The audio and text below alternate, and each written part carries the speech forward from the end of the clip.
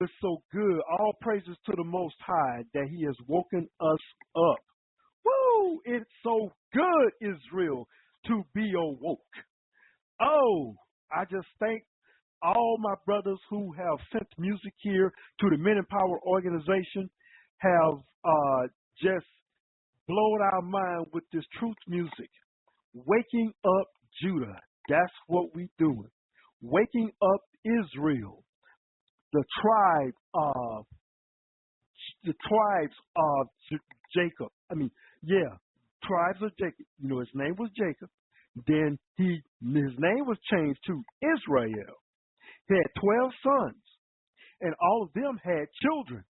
And we are those descendants. Yes. No, Brother Malachi. The children of Israel, oh, I beg the different prophecies and see do they fit.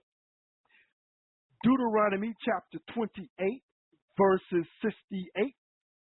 And ye shall go into Egypt again with ships.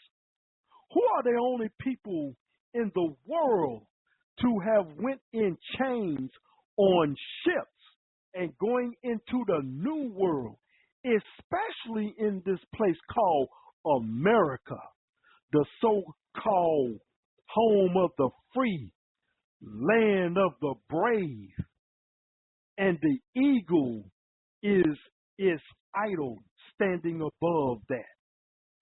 Who in the world has statues welcoming all the people of the world into this new world? Babylon the Great. Well, if you've been up Iraq, let a brother know by emailing them, telling me that you heard this message on this day, on this anointed eve of the Sabbath. We getting ready to blow your mind again. We're looking into the Pseudepigrapha, the Old Testament part, the apocalyptic literature and testament, James H. Charlesworth edition, and most of you all call these the lost books. There's a reason why they're lost, because they don't want the elect to wake up. But it's late. It is already written in the earth, and Israel is waking up. And I'm waking up more people, not only here in the Americas, but across the oceans to Australia. Yes, Ruben is over there in Australia, as well as in Florida, the Samoan Indians. Yes, that is Jacob's firstborn's great-great-great-great-great-great-grandchildren. Reuben. Those are Reuben's children right there. So, Israel is waking up, reading the books, the last will and testament of our forefathers that gave us this knowledge, gave us this truth from the Messiah, from the Most High, and we're going to read it. And we're getting back to our roots, and we're knowing who we are. Thank you all for listening to us again as we normally bring you the truth and absolute knowledge and truth. I am so thankful that I was a student and still learning from the Gathering of Christ Church. So thankful back in 2011 that someone planted a seed in me and telling me that Christ is a black man, that the nation of Israel is a black man, people of color. Don't get offended, black people, when you hear this type of truth. This is not a black empowerment message. This is absolute knowledge and truth. You have been duped. You have been hoodwinked, and you have been had. And I'm not a Muslim. They know a little bit, but we got the absolute knowledge and truth of this Bible here. We're not coming to you out of the Quran. We're coming to you out of the Holy Scriptures, the King James Version Bible.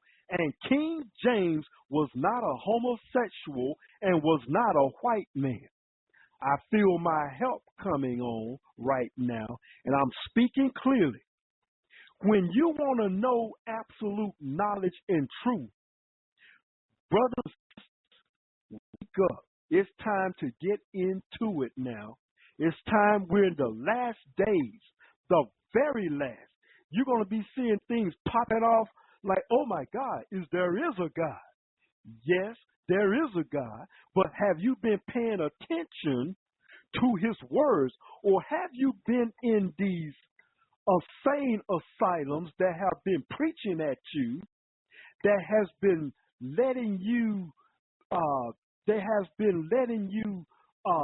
throw stuff down, and you haven't been checking out the contract? Well, like any other contract, you want to read the fine print. Well, a lot of preachers and a lot of bishops and a lot of apostles have not been reading the fine print, because if they did, they would know who they are.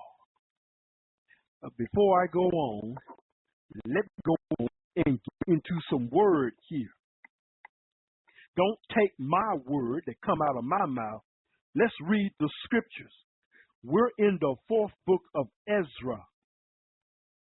We're going to read in chapter 2, rejected by Israel. Ezra turns. He said, the Most High said, he will make them jealous because we did not stay on track with the Most High's word. So he was going to go to another people. Let's see what he says here according to Ezra. In verse 33, Ezra receives a command from the Most High on Mount Horeb to go to Israel. When I came to them, they rejected me and refused the Lord's commandments. Therefore I say to you, O nation that hear and understand, await your shepherd. He will give you everlasting rest, because he who will come at the end of the age is close at hand. Be ready for the reward of the kingdom, because the eternal light will shine upon you forevermore. Flee from the shadow of this age. Receive the joy of your glory. I publicly call on my Savior to witness. Now, if you did not know, Yashaya means my Savior. We go throughout the scriptures and we see the meaning. All Hebrew names have a meaning behind it. Like Abraham, father of many nations. Well, Christ, his name, Yashaya, he was Hebrew and not Greek. The name of my Savior does not match up with Jesus. Jesus, the name, the letter J was not even invented yet when he was there on the scene. If you look into the 1611 edition of the King James Bible, you will not see any J's, the letter J's or Jesus or John in the King James Version Bible. So how can Jesus be the name of it when it does not even mean what it says it means in the Greek? Check it out. Moving right along, I publicly call on my Savior to witness. Receive what the Lord has entrusted to you and be joyful, giving thanks to him who has called you to heavenly kingdom. Rise and stand and see at the feast of the Lord the number of those who have been sealed. Now, why is it that Gentiles in the church tell you that, oh, the children of Israel have been done away with? Huh? Are they reading Revelation? Because in Revelations it says 144,000 shall be sealed. And it says 12,000 from this tribe, 12,000 from that tribe, and so on. So what are they talking about? Do not be moved by vain philosophies. Go by what the word says. Those who have departed from the shadow of this age have received glorious garments from the Lord. Take again your full number, O Zion, and conclude the list of your people who are clothed in white, who have fulfilled the law of the Lord, who have fulfilled the law of the Lord, who have fulfilled the law of the Lord. I read to you again, who have fulfilled the law of the Lord. The number of the children whom you desire is full. Beseech the Lord's power, that your people who have been called from the beginning may be holy. Verse 42, Ezra's vision of a great multitude. Ezra saw on Mount Zion a great multitude, which I could not number, and they all were praising the Most High with song. In their midst was a young man of great stature, taller than any. On the head of each of them he placed a crown, but he was more exalted than they, and I was held spellbound.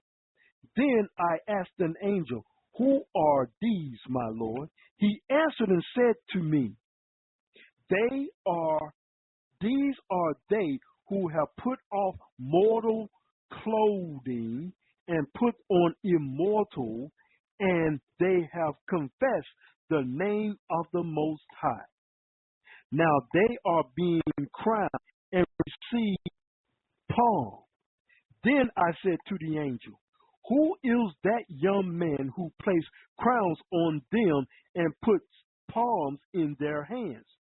He answered and said to me, he is the Son of the Most High, whom they confess in the world. So I began to praise those who had stood validly for the name of the Lord. Then the angel said to me, go tell my people how great and many are the wonders of the Lord's God, which you have seen. Now we come into chapter 3 in the book of Ezra. This is Ezra Apocalypse. This is the first vision. In the 13th year after destruction of our city, Salute, that's Slathie, who also called Ezra, was in Babylon. I was troubled as I lay on my bed, and my thoughts welled up in my heart.